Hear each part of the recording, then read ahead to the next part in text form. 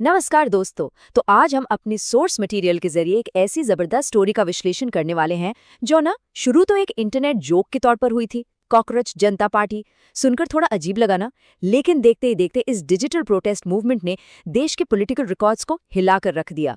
ये शुरू कहाँ से हुआ, इसने इतनी तेजी से आग क्यों पकड़ी, और ये यूथ के फ्रस्ट्रेशन के बारे में क्या कहता है, चलिए समझते हैं। चलिए जल्दी से देख लेते हैं आज हम क्या क्या कवर करेंगे। 1. The Supreme Court spark. 2. Birth of a digital revolt. 3. Fuelling the youth frustration. 4. इनका डिसेंट्रलाइज्ड प्रोटेस्ट मॉडल।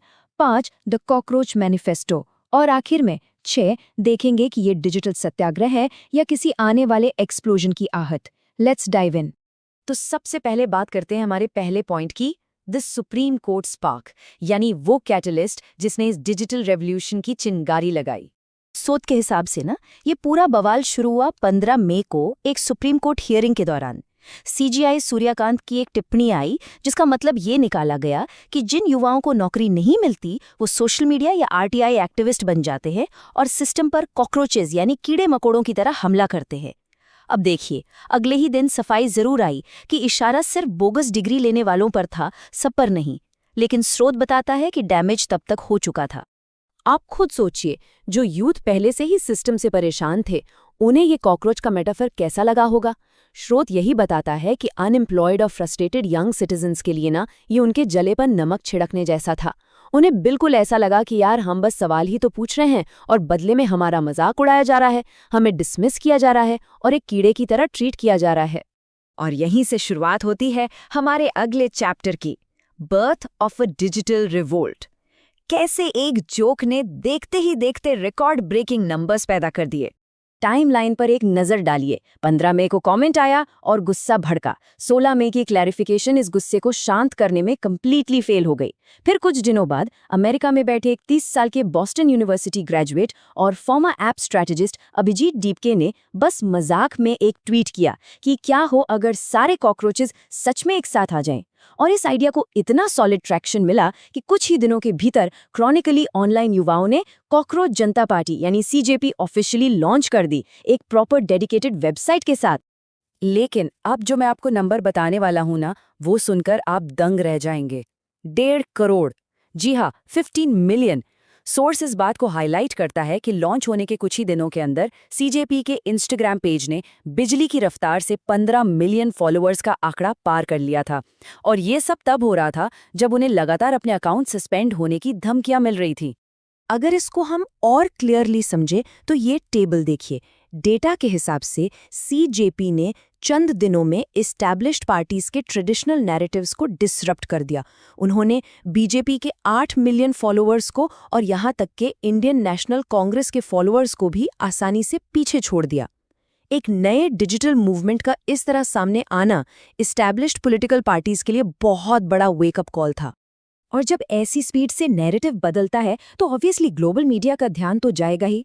अल जजीरा और बीबीसी जैसे बड़े इंटरनेशनल न्यूज़ आउटलेट्स ने इसे कवर करना शुरू कर दिया। लेकिन जब ग्लोबल अटेंशन मिली तो सिस्टम ने भी तेजी से रिएक्ट किया। स्रोत बताता है कि सिस्टम की तरफ से तुरंत सीजेपी के सोशल मीडिया हैंडल्स को सस्पेंड और डिलीट करने का बहुत बड़ा पुशबैक शुरू हो गया। अब आते हैं तीसरे हिस्से पर, फ्यूलिंग द यूथ फ्रस्ट्रेशन। आखिर इस डिजिटल सटायर के पीछे असली रियल वर्ल्ड ग्रीवेंसेस क्या थीं? सोर्स मटेरियल बिल्कुल साफ कहता है कि ये कोई आम इंटरनेट मीम कल्चर नहीं था। ये पिछले कई सालों के दबे हुए गुस्से का स्पॉन्टेनियस नतीजा था। इश्यूज क्या थे? नीट पेपर लीक्स, सोचिए 7 सालों में 60 बार पेपर लीक।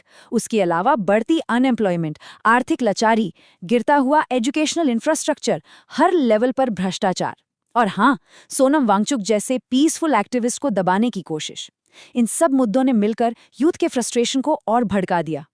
यहाँ पे एक बहुत ही क्रूशियल पॉइंट है। सोर्स इस मूवमेंट को किसी एक स्पेसिफिक पार्टी के खिलाफ नहीं, बल्कि पूरे पॉलिटिकल सिस्टम का क्रिटिक मानता है। एक तरफ सोर्स रूलिंग गवर्नमेंट की आलोचना करता है कि उन्होंने यूथ की आवाज को इग्नोर किया, सवाल पूछने वालों पर एंटी नेशनल का थप्पा लगा दिया और एक एब्सोल्यूट कंट्रोल का माहौल बनाया। तो वहीं दूसरी तरफ पॉलिटिकल ऑपोजिशन को भी उसके निकम्मेपन के लिए आड़े हाथों लिया गया है कि वो यूथ के आक्रोश को कनेक्ट ही नहीं कर पाए और उनके पास आगे का विजन देने वाले लीडर्स की कमी थी। Okay, let's move to section 4, a decentralized protest model. यहाँ हम समझेंगे कि ये मूवमेंट ऑनलाइन सेंसरशिप और बैन से सर्वाइव कैसे कर पाया। तो इनकी सर्वाइवल स्ट्रैटेजी को सोर्स ने डिसेंट्रलाइज्ड मोज़ैक सिस्टम बोला है। इसे ईरान के डिसेंट्रलाइज्ड प्रोटेस्ट मॉडल से कंपेयर किया गया है। सिंपल शब्दों में, पावर किसी एक सेंट्रल ऑफिस या किसी एक आका के पास नहीं है। सब कुछ छोटे छोटे इंडिपेंडेंट लोकल नोड्स में बंटा हुआ है।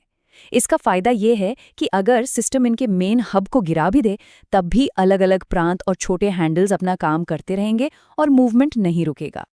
और यहीं आकर वो कॉकरोच का मेटाफर सच में एकदम फिट बैठता है।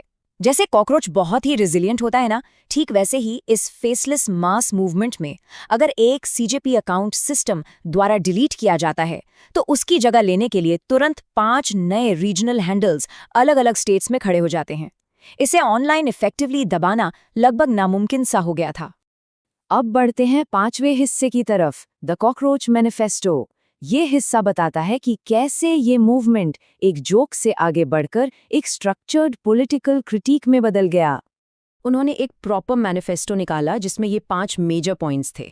पहला, सीजेआई, मिलिट्री लीडर्स और इलेक्शन कमीशन के लिए रिटायरमेंट के बाद किसी भी गवर्नमेंट पोस्ट पर बैन लगाना। दूसरा, अगर वोटर लिस्ट से लेजिटिमेट वोटर्स के नाम कटते हैं तो इलेक्शन कमीशन पर यूएपीए लगाओ।